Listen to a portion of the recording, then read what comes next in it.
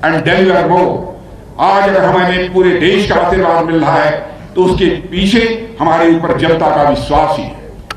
जिस प्रामिस के साथ हमने जनता का आशीर्वाद प्राप्त किया है उसी निष्ठा के साथ ही उनकी सेवा भी की है। जम्मू कश्मीर के इंटीग्रेशन का संकल्प और उसकी आंच हम लगातार पिछले 7 दशकों से अपने दिल में संजोए बैठे थे और लोगों ने हम पर विश्वास किया और समय बीतने के साथ हम इस कार्य में भी पूरी तरह से सफल हुए। साथियों, जम्मू कश्मीर और लद्दाख के रूप में 2 यूनियन टेरिटरीज में विकास की नई धाराएं बहनी शुरू हुई हैं। भारत सरकार को योजना लाती है तो उस पर इस इलाके के हमारे बहनों भाइयों का भी उतना ही अधिकार होता है जितना कि दिल्ली और उत्तर प्रदेश जैसे बाकी प्रदेश के लोगों का होता है। हमारे जम्मू कश्मीर के उपराज्यपाल श्री मनोज जी सिन्हा इस जम्मू कश्मीर के विकास में अपनी प्रभावी भूमिका का निर्वाह कर रहे हैं। मैं उन्हें भी अपनी तरफ से बधाई देना चाहता हूं। यहां मैं पाकिस्तान से यह सवाल जरूर पूछना चाहूंगा कि हमारे जिन इलाकों पर उसने अपना अनधिकृत कब्जा जमाया हुआ है वहां के लोगों को उसने कितने अधिकार दे रखे हैं। मानवाधिकार के नाम पर मगरमच्छ के आंसू बहाने वाला पाकिस्तान इन इलाकों के लोगों की कितनी चिंता करते हैं यह आप भी जानते हैं और यह हम भी जानते हैं। आए दिन इन मासूम भारतीयों के ऊपर अमानवीय घटनाओं की खबरें सुनाई देती हैं। इन अमानवीय घटनाओं के लिए पाकिस्तान पूरी तरह से जिम्मेदार है और यह मैं चर्चा कर रहा हूं तो पाक ऑक्युपाइड कश्मीर की मैं चर्चा कर रहा हूं। इतिहास गवाह है कि जिन जिन शासकों और राज्यों ने यहां तक कि जिन जिन लोगों ने जनता पर जुल्म किए हैं उन्हें आगे चलकर उसका भुगतान जरूर करना पड़ा है। पाकिस्तान भी पाक ऑक्युपाइड कश्मीर में आज जो अत्याचार का बबूल बो रहा है आने वाले समय में उसके सामने कांटे की ही फसल तैयार मिलेगी यह मैं बताना चाहता हूं और अपने कृत्यों से वह आम के फल की अपेक्षा कभी नहीं कर सकता है। और मुझे पूरा विश्वास है कि आने वाले समय में पाकिस्तान को उसके जुल्मों का परिणाम जरूर मिलेगा, जरूर मिलेगा, जरूर मिलेगा, यह मैं विश्वास के साथ कह सकता हूं। साथियों, पाक ऑक्युपाइड कश्मीर की जनता का दर्द हमें भी सालता है।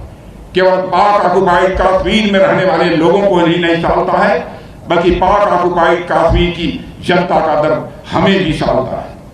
साथियों, कश्मीर और लद्दाख का क्षेत्र आज सामान्य प्रदेशों से कहीं अधिक रफ्तार से प्रगति के रास्ते पर है। यह प्रदेश एक के बाद एक विकास की नई ऊंचाइयां छू रहा है। पर मैं यहां कहना चाहूंगा कि अभी तो हमने इस इलाके के डेवलपमेंट का आगाज भर किया है। अभी तो हमने उत्तर दिशा की ओर चलना प्रारंभ कर दिया है। हमारी यात्रा तो तब पूरी होगी जब हम 22 फरवरी 1949 को भारतीय संसद में सर्वसम्मत पारित हुए प्रस्ताव को अमल में लाएंगे और उसके अनुरूप हम अपने बाकी बचे हिस्से जैसे गिलगित और बाल्टिस्तान तक पहुंचेंगे।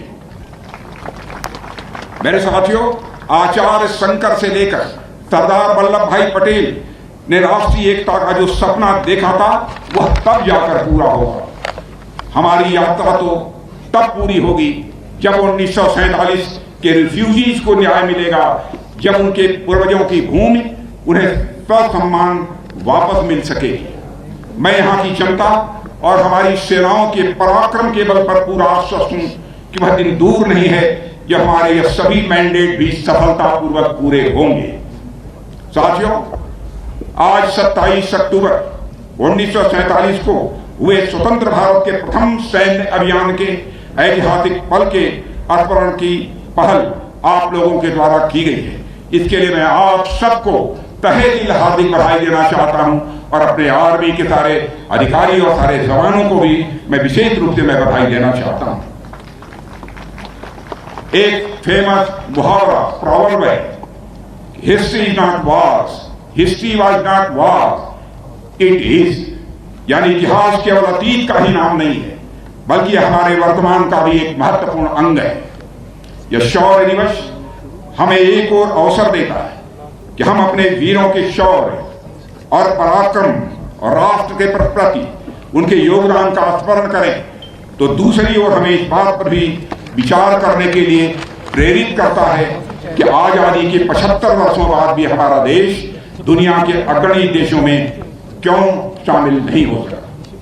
इस देश ने दुनिया को अनेक बड़े साइंटिस्ट, इंजीनियर्स, मैथमेटिशियंस, आर्टिस्ट दिए हैं। इस देश में उद्योग और व्यापार की बहुत बड़ी पुरानी परंपरा रही है। आजादी के बाद भी इस देश में अनेक बड़े इंडस्ट्रियलिस्ट हुए हैं जिन्होंने देश ही नहीं बल्कि दुनिया में अपना बड़ा नाम कमाया है।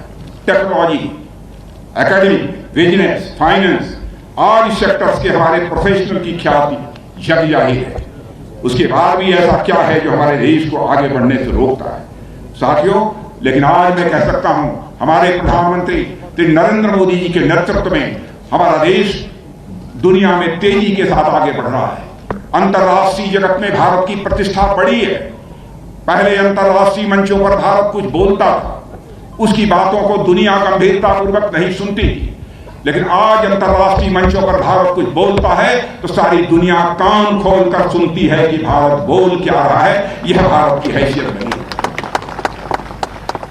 साथियों, मैं समझता हूं कि हमारा देश पिछले 75 सालों में कभी अपनी पूरी ताकत के साथ एकजुट होकर आगे नहीं बढ़ा, एक दूसरे का हाथ पकड़कर नहीं आगे बढ़ा। इसलिए इस देश में साइंटिस्ट जितना आगे बढ़े, इंजीनियर जितना आगे बढ़े, मैथमेटिशियंस जितना आगे बढ़े, आर्टिस्ट जितना आगे बढ़े, इंडस्ट्रियलिस्ट जितना आगे बढ़े, आईटी और मेडिकल प्रोफेशनल्स जितना आगे बढ़े, यह देश उतना आगे बढ़ता चला जाएगा। साथियों, आजादी के बाद जैसा कि मैंने पहले कहा, कुछ स्वार्थी तत्वों ने कश्मीरी समाज को अनेक हिस्सों में बांट दिया था। कश्मीरी समाज कश्मीरियत भूलकर हिंदू, मुसलमान, राजपूत, सिख में बट गया था। उसका परिणाम क्या हुआ, यह सब हम सभी के सामने। मैंने अभी इसका जिक्र किया, पर मुझे यह कहते हुए खुशी होती है कि पिछले कुछ वर्षों में कश्मीर की हो या देश की पूरी फिजा बदल गई है। मेरे बहनों भाइयों, लोगों में एकजुटता आई है और लोग एक दूसरे का हाथ पकड़कर आगे बढ़े। आज से 75 साल पहले 1947 में ठीक इसी समय महात्मा गांधी जी जम्मू कश्मीर में आए थे और यहाँ की स्थिति को देखते हुए कहा था कि if anyone can save Kashmir, it is only the Muslims, the Kashmiri Pandit, the Rajputs and the Sikhs who can do so।